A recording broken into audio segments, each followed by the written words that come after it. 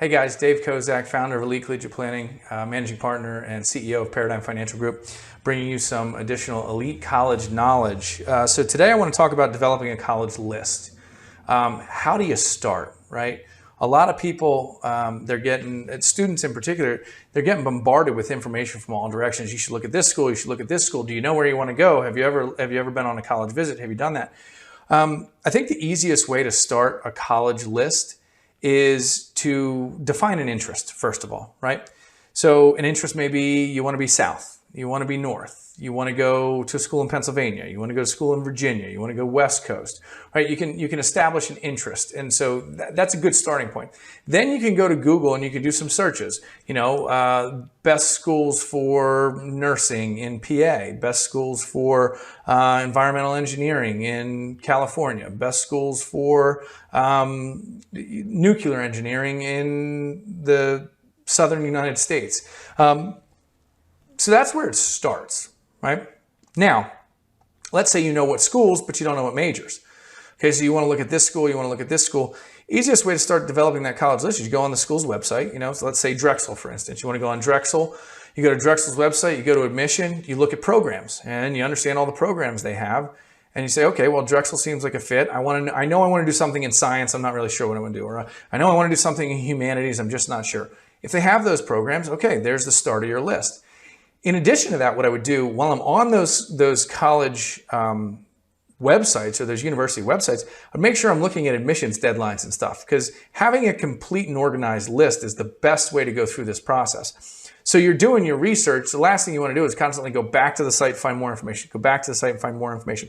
What's important for students is, number one, do they have the major you're interested in or the areas of study? Notice they used areas of study. I didn't say what you want to study.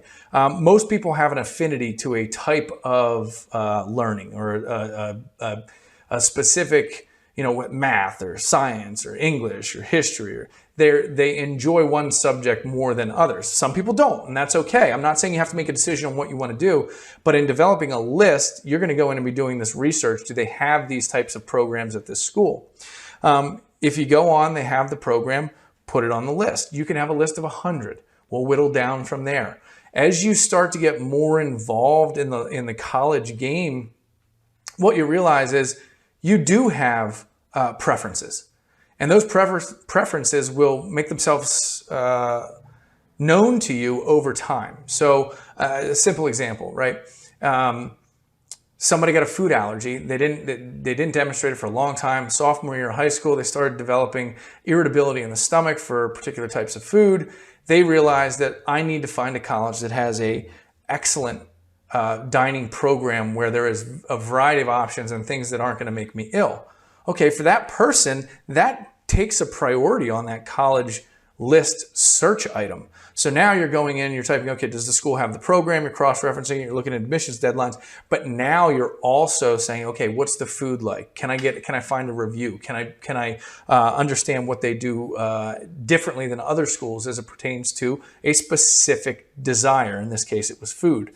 Another thing people may realize, I really don't like the cold weather. I was looking at all these schools in Boston and I really just don't want to be in cold weather.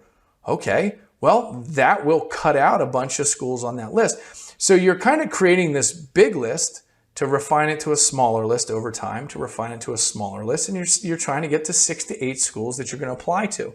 On that same concept, do you have to know what you want to do? Absolutely not. The most important thing you can get from a college education is a ready ability to learn. Meaning you come out of college, you're ready to learn. You know how to learn. You know how to process information. For those of you that want to be a doctor, yeah, you're going to have to get in, hit hard, and go fast. But for those of you that don't know what you want to do, take some time to understand yourself. Think about those subject matters that you enjoyed in school. So the college list is a culmination of all these things. And in the least, pick something that matters to you. I don't care if it's a subject matter, if it's food, if it's dormitories, if it's location, if it's climate, whatever. Pick something and start isolating a bunch of schools that you could see as a possibility. Then you can start to schedule visits, assuming we get out of the COVID pandemic and all that. We can get back to normal visitations of college and stuff. If not, get on and listen to what the student body is saying. Go to the Facebook pages, go to that stuff. hear about it. You have to engage in this process. No school's just going to jump out and say, hey, we want you, unless you're an athlete, right? There's no recruiting for academics necessarily. So again, I think starting the college list is trying to understand a little bit about yourself to create a big list and whittle down from there. The other thing that will happen is schools will make themselves known to you at some point, and they may be added onto the list. That's okay too. Key is do it in an organized fashion, put some effort into it. It'll pay dividends on the other side. And that's Elite College Knowledge. Thanks for listening.